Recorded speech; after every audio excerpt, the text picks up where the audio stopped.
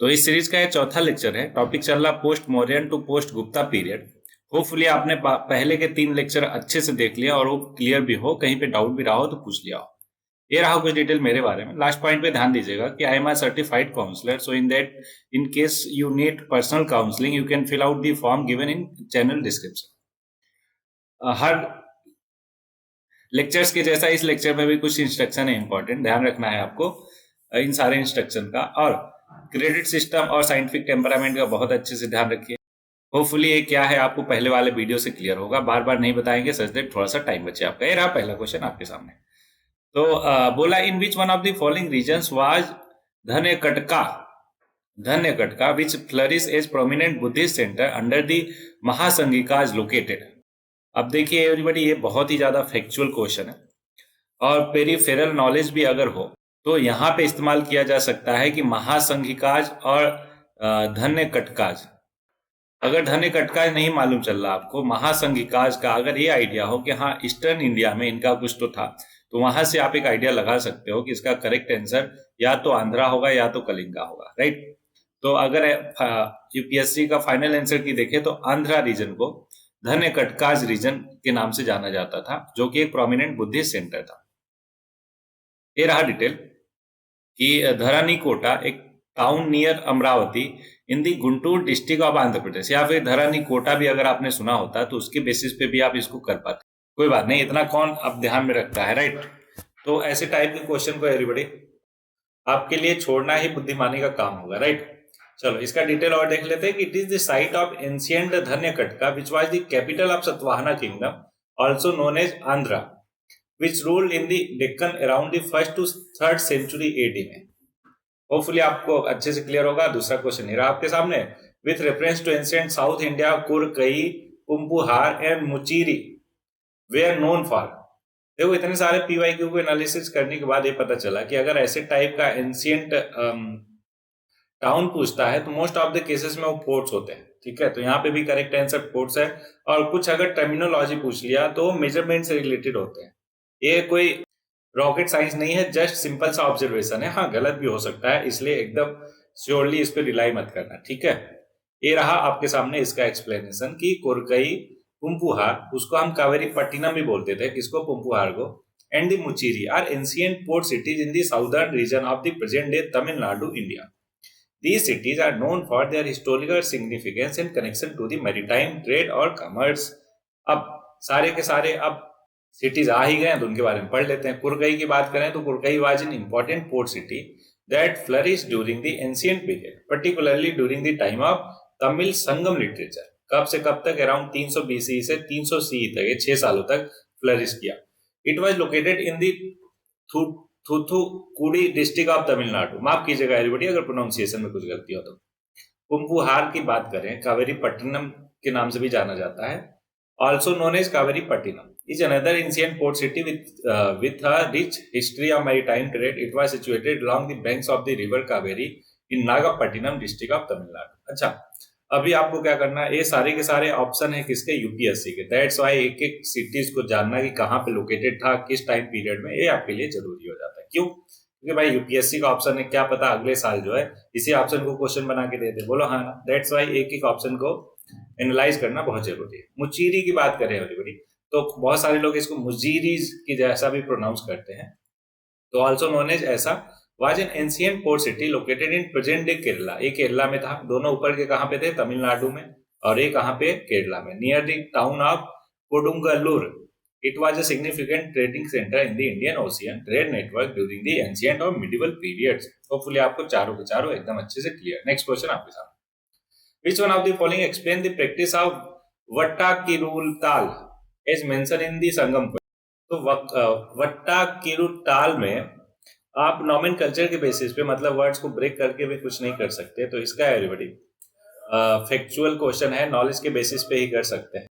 वैसे और कोई तरीका तो दिख नहीं रहा है इसका, राइट। तो आप ध्यान रखना है, ऐसे इस क्वेश्चन का आंसर है कि a king defeated in a battle committing ritual suicide by starving himself to death. मतलब जब कोई राजा युद्ध में हार जाता था तो अपने आप को भूखा रख रख के वो मार डालता था, इसको रिचुअल सुसाइड बोलते थे। और इसको वट्टा किरुत्तल, होपफुली प्रोनाउंसिएशन सही है, ये कहा जाता था उस टाइम पे। होपफुली आपको क्लियर है, देख सकते हैं। Tamil ritual of fasting till death, it was specially widespread during the Sangam age. The Tamil kings in order to save their honour and prestige were prepared to meet their death facing north.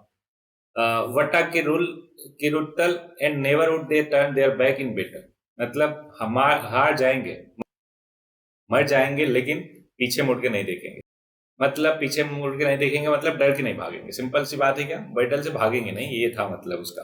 Okay, important point ध्यान रखना है कि example of Vadakkiruttal for friendship after the death of king Velpari in a battle, his friend poet Kapilar perform this act in Kapilar कुंदरू।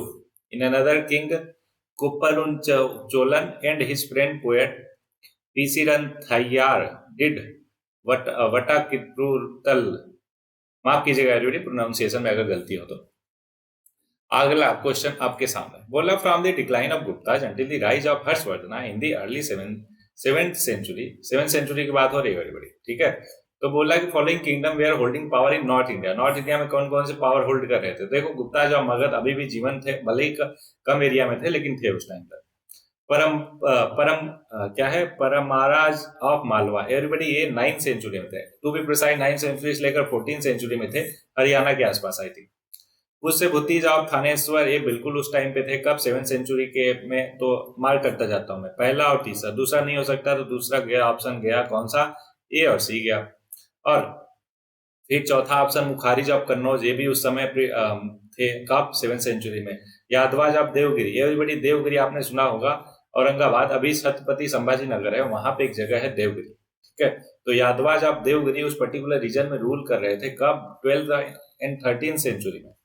तो 12th और 13th century में है तो ऑब्वियस है वो 7th सेंचुरी में तो हो नहीं सकते, इसलिए पांचवा भी नहीं होगा। तो पांचवा नहीं होगा, पांचवा नहीं होगा। ऑप्शन बचा कौन सा? लो, आ गया आंसर कौन सा? Option B. कौन? 1, 3, 4 और 6। तो मैत्रिकाज ऑफ वल्लभी भी 7th सेंचुरी में थे, और बाकी जो नहीं थे मैंने होपफुली आपको बहुत ही अच्छे से समझा दिया। तो अब डिटेल देखते हैं कि from the decline of Guptas until the rise of Harshavardhan, new ruling dynasty emerge in different part of northern India. The most prominent were Pushyabhuti of Thaneshwar, Maukharis of Kannauj और Maitrakas of Vallabhi. Maitrakas were tributary chief of the Guptas who establish in the independent kingdom in western India. कहां पे? Western India में।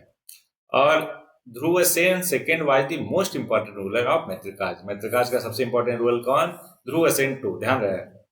He was a contemporary of Harshvardhana and was married to his daughter. किसके? हर्षवर्धना की daughter से उसकी marriage हुई थी। और मुखारिज की बात करें तो ruled over Kannauj, a city in western Uttar Pradesh. आपको मालूम है अभी भी कन्नौज नाम से ही जानते हैं उसको। विच ग्रेजुअली रिप्लेस पाटलिपुत्र। पहले क्या था? पाटलिपुत्र। पटना जो है सेंटर था किसका? Political centre of the north India. फिर वो धीरे धीरे कहां पे हो गया? कन्नौज हो गया। Maukharis were also the subordinate ruler of Guptas and use the title of Samanta. Harshavardhana's sister Rajyasree was married to Grihavarman. एक important ruling family to gain prominent after the fall of the Gupta कौन थे? पुष्यभूति थे, who had their capital at Thaneshwar. Thaneshwar मतलब आज का कुरुक्षेत्र जो हरियाणा में।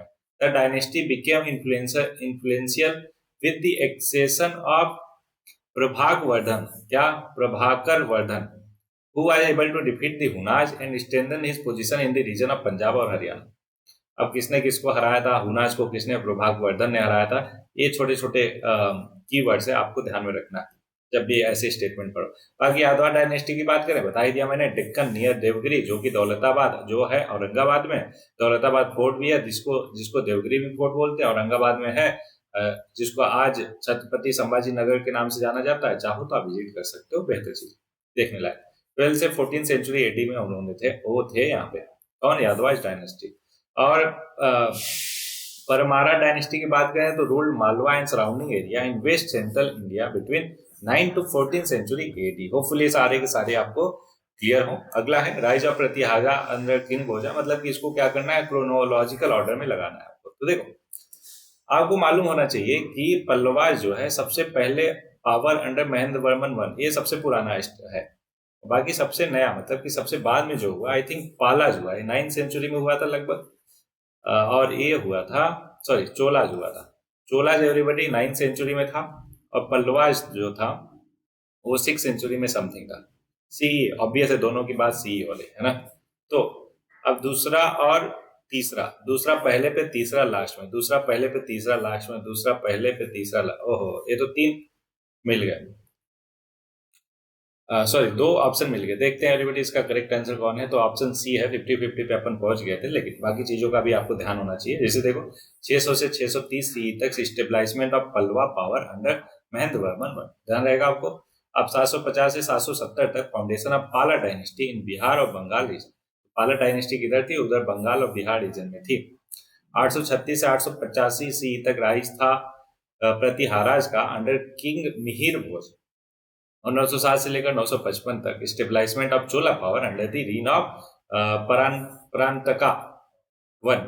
Hopefully चारों के चारों आपको क्लियर है और ये ध्यान में होना चाहिए सच दैट अगर ऐसा नेक्स्ट टाइम क्वेश्चन आए तो आप कर पाओ, एलिमिनेट कर पाओ ऑप्शन को। विल्सा, इसका चलो दूसरा नाम मैं बता देता हूँ, विदिशा।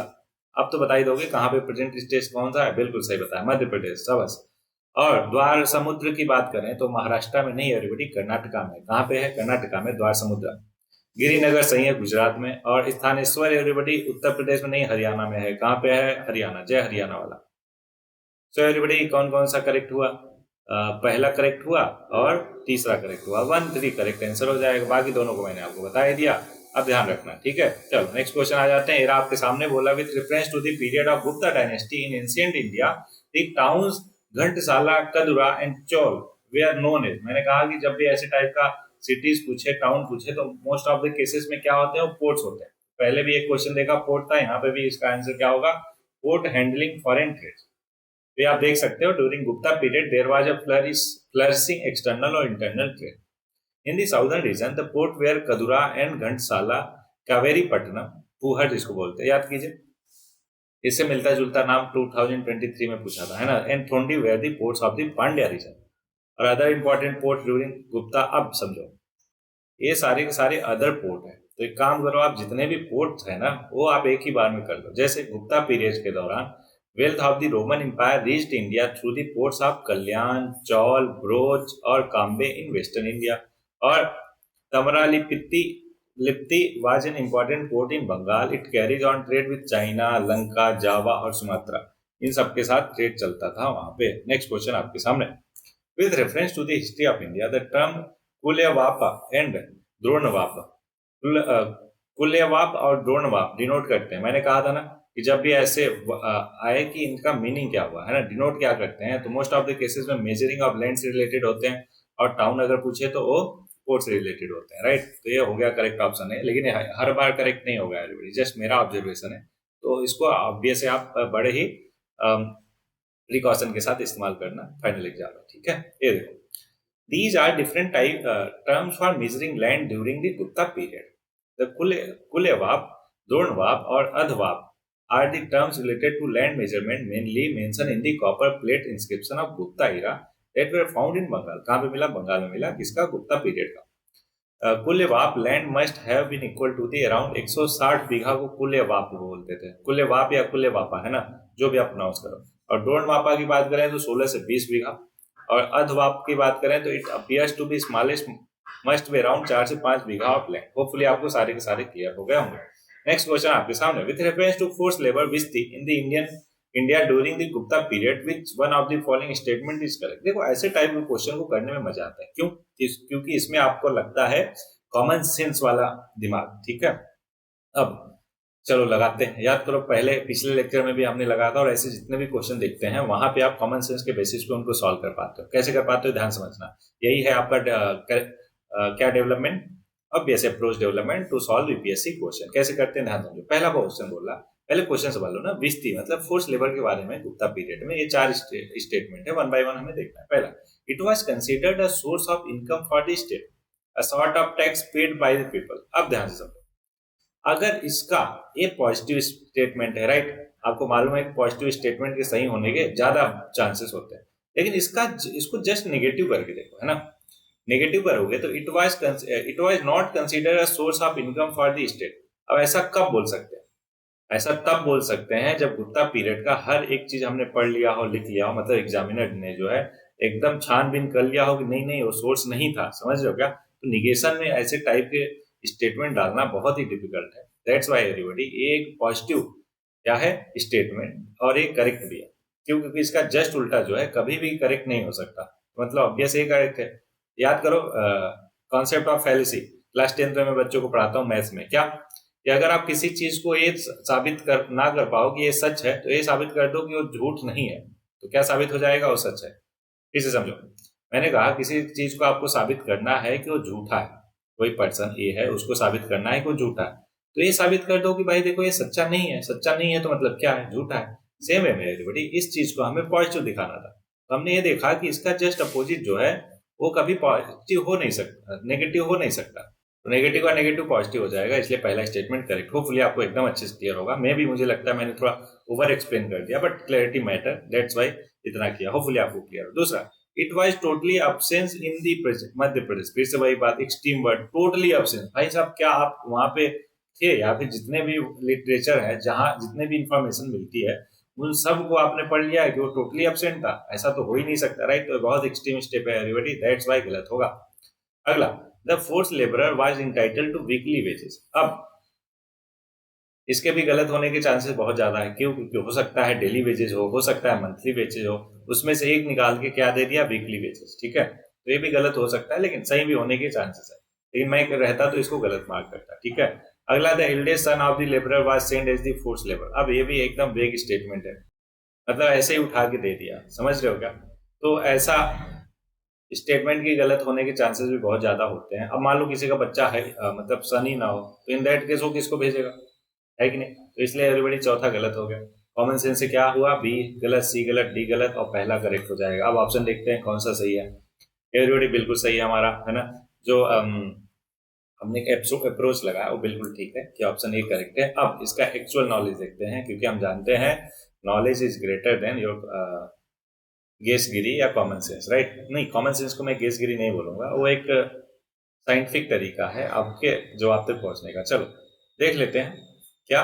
पहला, इन द गुप्ता पीरियड विस्ती या फिर force labour became a source of state income and was looked upon a sort of taxation paid by the people, so it finds frequent mention along with other taxes in Gupta inscription.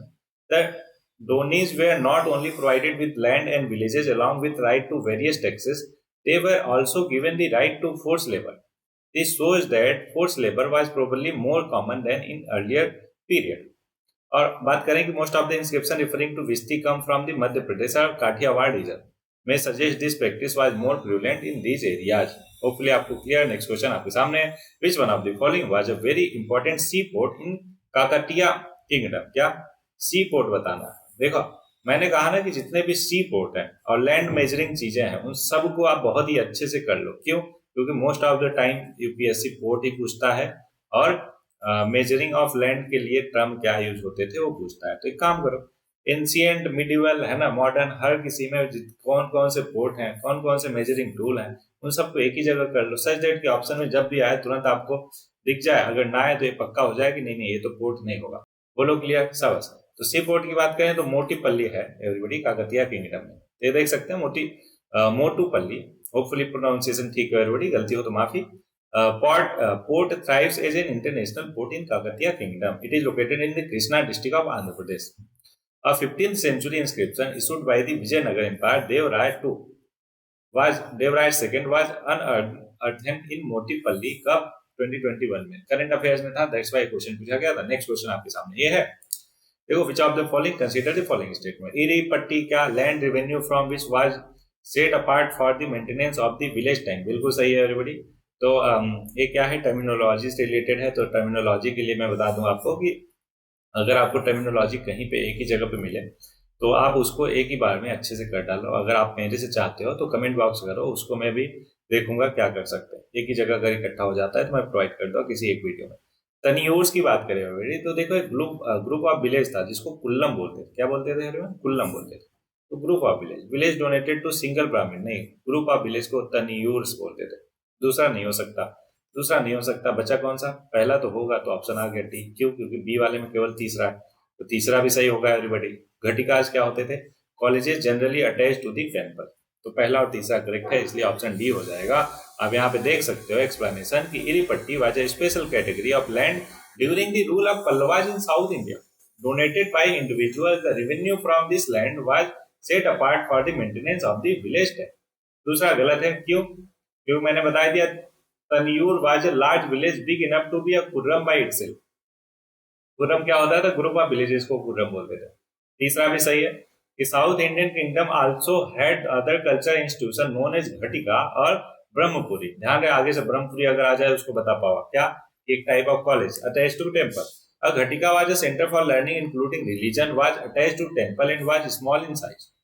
Next question आपके सामने, Chinese table युआंग चवांग, hopefully इसका pronunciation ठीक हो, गलत हो तो माफी, पहले ही मैं बोल देता हूँ। Yun Tseng, who visited India, recorded the general condition and culture of the India at that time. In this context, which of the following statement is correct? The roads and river routes were completely immune from the robbery. ये लो भैया, अब फिर से आप common sense के basis पे इस question को सॉल्व करते हो। बोला कंप्लीटली इम्यून, भाई कुछ ना कुछ कहीं ना कहीं तो होगा ही होगा, बोलो हाँ ना। और ये पर्टिकुलर स्टेटमेंट ऐसे अचानक से माइंड में तो आ नहीं सकता एग्जामिनर के, तो कहीं ना कहीं तो चोरी होती होगी तभी तो आया होगा, राइट। तो इसलिए पहला स्टेटमेंट बिल्कुल गलत है। एवरीबॉडी पहला गलत, लो आंसर आ गया, क्या दूसरा और तीसरा आंसर आ गया, देखो कितना आसान। तो कॉमन सेंस जो है ऑब्वियस, अगर आप बेहतर वे में लगाते हो तो आंसर तक बिल्कुल अच्छे से पहुंच सकते हो। यही है पर्पज इस पूरे के पूरे सीरीज का। इसके साथ साथ जितने भी सीरीज हो चुके हैं हमारे, क्या क्वालिटी के सारे PYQ करा दिया मैंने, quality, environment, economy, science and tech, पूरा जितना भी आज तक यूपीएससी में क्वेश्चन पूछा है शुरू से लेकर 1993 से लेकर आज तक, और साथ में डिटेल एनालिसिस। ऐसा नहीं है केवल सिविल सर्विसेज एग्जाम का, CA, PF और CDS के भी सारे क्वेश्चन इंक्लूडेड है उसमें। तो अगर अभी तक आपने नहीं देखा तो चैनल पे जाओ, इसी में सारा का सारा प्लेलिस्ट आपको मिल जाएगा। तो पहला गलत हो गया, दूसरा और तीसरा सही है। अपने फैक्चुअल नॉलेज के लिए दूसरा और तीसरा भी देखेंगे कि as regards punishment for offences ordeals by fire, water और poison were the instrument for determining the innocence और गिल्ट ऑफ अ पर्सन। किस पर्सन का कि वो इनोसेंस है या फिर गिल्टी है वो बताने के लिए क्या यूज करते थे, फायर, वाटर और पॉइजन। तीसरा, the tradesman had to pay duties at ferry and barrier station. अब ये कॉमन सेंस वाली चीजें, दूसरा और तीसरा करेक्ट हो जाएगा, इसलिए ऑप्शन क्या हो गया, बी। होपफुली आपको सारी चीजें क्लियर हो। तो देखो युआन चवांग, होपफुली सही है, युआन चवांग वाज अ चाइनीज, ठीक है, अभी ठीक आते हैं, इंडियन में आ जाते हैं। Chinese Buddhist monk and traveller who travelled across India for 17 साल। Yuan Chuang has mentioned in his journal that was robbed and thugs had decided to sacrifice him, but he was saved by a hurricane। समझ रहे हो क्या? तो obvious Rob किया गया था तभी उसका जिक्र करेगा। बाकी दूसरा और तीसरा करेक्ट है, मैंने बता ही दिया, कॉमन सेंस के बेसिस पे आप बता सकते हो। नेक्स्ट क्वेश्चन आपके सामने बोला, with reference to guilds. Guilds का मतलब पहले उसको श्रेणी बोलते थे, है ना, मतलब ग्रुप ऑफ पीपल एक साथ आते थे ट्रेड करने के लिए, उसको गिल्ड्स बोलते थे। Of ancient India that played a very important role in the country's economy. Which of the following statement is all correct? तीन स्टेटमेंट है, पहला, दूसरा, तीसरा। पहला, every guild was registered with the central authority of the state and the king was the chief administrative authority। Chief administrative मतलब CEO जैसा, समझ रहे हो क्या? अब गिल्ड बना रहे हैं लोग और उसका CEO कौन बन रहा? चीफ एडमिनिस्ट्रेटिव अथॉरिटी बन रहा राजा। अब बताओ इतने सारे गिल्ड्स को राजा किस तरीके से चीफ एडमिनिस्ट्रेटिव बन के संभाल सकता है? तो पहले मेरे को तो पहला गलत लग रहा, बाकी देखते हैं, बाकी भी फिर आते हैं कंक्लूजन पे, don't worry. The wages, rules of work, standard और prices were fixed by the guild. Obvious guild ही फिक्स करेगा।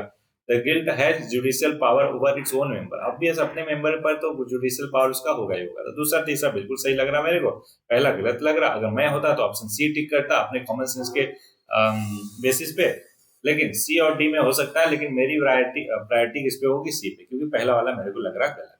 ओके, और क्या लॉजिक मैंने लगा, होपफुली मैंने आपको बता दिया। तो बिल्कुल एवरीबॉडी पहला गलत है, दूसरा और तीसरा सही है। आप देख सकते हैं कि guilds were not under the control of the state and the king was not the chief administrative authority on them. They framed their own rules of membership and professional code of conduct which even kings were supposed to accept और respect. समझ लो क्या, राजा को भी accept करना था और उसको रेस्पेक्ट करना था। क्या जो भी कोड ऑफ कंडक्ट है ना, प्रोफेशनल कोड ऑफ कंडक्ट बनाया था किसने, गिल्ड वालों ने अपने अपने लिए। होपफुली आपको क्लियर है। बाकी दूसरा और तीसरा मैंने आपको समझा ही दिया। नेक्स्ट क्वेश्चन आपके सामने, India maintain its early cultural contacts and trade link with South East Asia across the Bay of Bengal. बिल्कुल ठीक है। For this preeminence of early maritime history of Bay of Bengal which one of the following could be the most convincing explanation.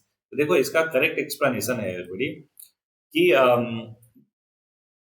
Monsoon winds across the Bay of Bengal facilitate sea voyage. ये जो आपको थोड़ा सा वेग लग सकता है, लेकिन ये बिल्कुल सही है कि जब नॉर्थ ईस्ट मानसून है ना जाता था, तो नॉर्थ ईस्ट मानसून उसको क्या करता था, लेकर जाता था एवरीबॉडी, है ना। कहाँ, नॉर्थ ईस्ट, वहां पे साउथ ईस्ट एशिया में। नॉर्थ ईस्ट लेकर गया, और फिर जो साउथ वेस्ट मानसून था उस टाइम पे वो लोग वापस आ जाते थे। कहाँ पे? इंडिया में। तो जाने के लिए वो यूज करते थे मानसून विंड्स का, है ना, नॉर्थ ईस्ट मानसून का, और आने के लिए साउथ वेस्ट मानसून का। होपफुली आपको क्लियर है। इस तरीके से वो ट्रेड करते थे। यहाँ पे देख सकते हो monsoon wind were a more convincing reason for the trade with South East Asia in the Bay of Bengal. The use of monsoon wind in the Indian Ocean और Bay of Bengal for maritime trade was a boon to the sailing ships to reach overseas country.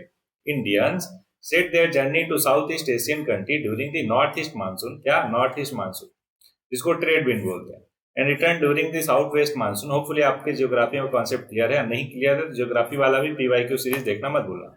The flows of wind and current was favourable for setting sail for both onward और return journey. Next question आपके साथ। With reference to the invader in ancient India, which one of the following is correct chronological order? देखो chronological के लिए इन सब के लिए एक शॉर्ट फॉर्म में बता देता हूँ आपको, ISPK। आई का मतलब इंडो ग्रीक, साकाज, पार्थियन, कुशाना। ठीक है, अब इसके बाद बेसिस पे आप इस क्वेश्चन को कर सकते हो। इंडो ग्रीक, साकाज, पार्थियन, कुशाना, पहला ही करेक्ट आंसर हो जाएगा। बोलो हाँ। तो ये आपको फुली ध्यान रहे, उनका डेट क्या क्या है देख लेना। अगर ग्रीक इन्वेजन की बात करें, इनको इंडो ग्रीक भी बोलते हैं। The Greek invasion of the India took place in 326 BC under Alexander the great when he crossed the river Indus और advance into the Punjab. He then challenged King Porus, ruler of the kingdom between the river Jhelum और चेनाब। और बाकी साकाज की बात करें तो 180 BC में, 180 BC से लेकर 55 BC तक इसका Greek rule last from the इतना से इतना तक। कौन? ग्रीक का रूल है। Sakas alternatively known as Indo Scythians. Hopefully मेरा प्रोनाउंसिएशन सही हो, अगर गलती हो तो माफी। Invaded north west India in the first century BC onward. कब? फर्स्ट सेंचुरी BC ऑनवर्ड को इन्वेट किया नॉर्थ वेस्ट इंडिया को। कुशाना की बात करें तो Kushana central Asian dynasty invaded northern India in the first century CE। वो BCE में और ये CE में। होपफुली आपको क्लियर है सारे के सारे तथ्य facts. Next question, who among the following was not a contemporary of the three? Contemporary का नहीं है बाकी तीनों के। बिंबिसार, गौतम बुद्ध और प्रसन्नजीत एक मित्र थे किसके? गौतम बुद्ध जी के। और मिलिंद जो है बहुत बाद में आया, आई थिंक सेकंड सेंचुरी में, सेकंड BC में आया क्या, थर्ड या सेकंड BC में। और बाकी सब किस में थे एवरीबॉडी? फिफ्थ BC में थे, राइट। तो इसलिए क्या होगा, मिलिंद जो है वो गलत होगा। इसका देखो सेकंड सेंचुरी में आया था। The other three Bimbisara, Gautam Buddha and Prasanna live in 6th century BC। Bimbisara क्या था? किंग ऑफ मगधा, मालूम है सबको। गौतम बुद्ध क्या थे? Spiritual teacher. और प्रसन्नजीत की बात करें तो किंग ऑफ कोसाला थे। They were all contemporary and played a important role in the development of Buddhism. Milinda was a patron of Buddhism, is known for his dialogue with the Buddhist monk Nagsen। Nagsen के साथ किसका संवाद हुआ था? मिलिंद का हुआ था, जिसका नाम दिया मिलिंद पन्हो। क्या नाम था? Milind पन्हो। However, he was not contemporary of the other three। पता ही चल गया आपको। बाकी सबका आप देख सकते हो। Bimbisara of Haryanka dynasty ruled Magadha from 558 से लेकर 58 से लेकर 491 BC तक। मॉडर्न राजगीर, आज का जो राजगीर है उसको बोलते थे, वहां पे रूल किया था बिंबिसार ने। और मेनेंदर की बात करें तो Indo Greek king ruled vast northern territory from Sagala. बाकी आप देख सकते हो कि Menander patronage of Buddhism is highlighted in the Buddhist as Milinda Panho. मैंने आपको बोला ना मनेंदर कौन था? वही मिलिंद को मनेंदर भी बोलते थे। Detailing his detail with monk Nagasena. Milinda Panho क्या है? बुक का नाम है। और किसके किसके बीच में संवाद है? नागसेन और मिलिंद या फिर मनेंदर के बीच में। और किंग प्रसन्नजीता का बात करें तो was an Ikshvaku dynasty ruler of the Kosala. Savatthi was his capital. He was prominent upasaka of Gautam Buddha who build many Buddhist temple. He was friend of Gautam Buddha. Next question आपके सामने।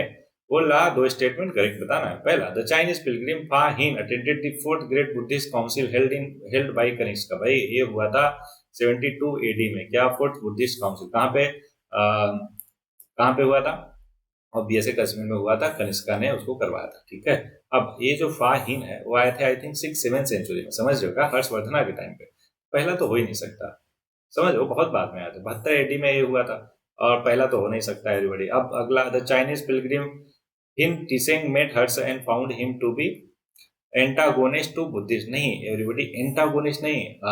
जो हर्षवर्धन है वो तो बुद्धिस्ट को बहुत सपोर्ट करते थे, राइट। इसलिए दूसरा जो है गलत होगा, पहला भी गलत। तो ऑप्शन डी इसका करेक्ट आंसर हो जाएगा एवरीबॉडी। देख सकते हैं आप Why he did not attend the fourth Great Council by Kanishka? According to his table log, he visited India in the 5th century CE. माफ कीजिएगा 5th century में, है ना? Long after the council took place in the late first. पता ही है आपको? अच्छा, he mentioned that he saw a stupa built by Kanishka in Pura, कहाँ पे? पेशावर में, and recollected how Buddha had predicted the birth of a king named Kanishka, but he did not witness the council himself. Statement two भी incorrect है, क्यों? क्योंकि supportive of Buddhism थे कौन? Harshvardhan. Impressed by, और क्या बोल रहा है कि ही also received lavish gifts and protection from Harsha, कौन? हिन Tencent, who was impressed by his devotion and knowledge of Buddhism. He Tencent described Harsha as a generous, benevolent or virtuous king who worked hard for the welfare of his people and promoted Buddhism in his empire. Next question आपके सामने है, बोल रहा है कि Mricchakatika is an ancient Indian book written by Sudrakas. Deals with किसके साथ deal करता है? 4 स्टेटमेंट। तो इसका करेक्ट आंसर है the love affair between a Gupta king and a princess of Kamrupa, right? Okay, माफ कीजिएगा एवरीबॉडी, लव स्टोरी तो ये है, लेकिन गुप्ता किंग और प्रिंसेस ऑफ कामरूपा के बीच में नहीं, बल्कि एक रिच मर्चेंट और डॉटर ऑफ कोर्टेसन के बीच का है। ओके, तो इस बात को आप ध्यान रखना, जैसे मैं कंफ्यूज हुआ आपको बिल्कुल नहीं होना है और ध्यान रखना है, ठीक है? तो ये देख सकते हैं, Mrichchhakatika the little clay cart is an ancient Indian Sanskrit play written by Sudrakas, who is believed to either a king or a minister of the Gupta dynasty. The play is romantic comedy that depicts the love story of Charudatta, a wealthy but generous merchant who has fallen into poverty, and Vasantasena, a beautiful and noble courtesan who is harassed by the wicked brother-in-law of the king.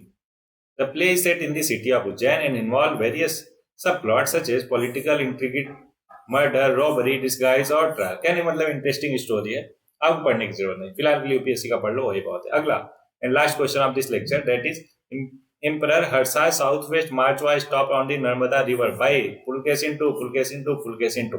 ठीक है, 3 बार नाम लो और याद रखो कि Pulkesin II was the most famous ruler of Chalukya dynasty of Vatapi.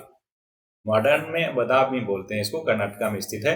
He ruled from 610 CE से 642 CE and expanded his empire by conquering many regions of the south and central India. He also successfully restricted the invasion of Harsha, who had crossed the Narmada River कब? 620 CE में with a large army. Pulkesin II met Harsha on the banks of the Narmada और fought a fierce battle, which resulted in a stalemate. Harsha was forced to retreat और acknowledge the sovereignty of the Pulkesin II over the Deccan और South. उसके बाद क्या बोला कि तो मतलब कि नर्मदा के ऊपर टू रहे कौन? हर्षवर्धन, और उसके नीचे पूरा एरिया कौन रूल करेगा? Pulkesin II. This event is recorded in the Aihole inscription. ये कहाँ पे मिलता है इन्फॉर्मेशन इसकी? Aihole inscription में। होपफुली आपको ये सारी चीजें क्लियर हो। सो एवरीबॉडी, आई नो कि तो लेक्चर थोड़ा सा लेंथी हो गया, बट होपफुली आपको बहुत सारा क्लैरिटी आया होगा इस पूरे लेक्चर से। कॉमन सेंस कैसे लगाना है, साथ में बहुत सारा फैक्ट्स आपका क्लियर हुआ होगा। सो एवरीबॉडी, इस लेक्चर में इतना ही। ये रहा लास्ट के में 2 लाइन आपके लिए। तो कहते हैं ना कि भले ही आप धीरे चल रहे हो, लेकिन चलते रहो। क्यों? क्योंकि धीरे धीरे रे मना, कबीरदास जी का कहना है कि धीरे धीरे रे मना, धीरे सब कुछ होए, माली सिंचे 100 घड़ा, ऋतु आए फल। तो आपका पेशेंस जो है ना, धैर्य सबसे बड़ा चीज है। आपको बस लगे रहना है अपने प्रिपरेशन में, अपने जर्नी में, ठीक है? धैर्य रखिए, सब कुछ टाइम पे जरूर होगा। इसी शब्दों के साथ इस लेक्चर में बस इतना ही। मिलते हैं नए लेक्चर में, तब तक के लिए पढ़ते रहिए, आगे बढ़ते रहिए।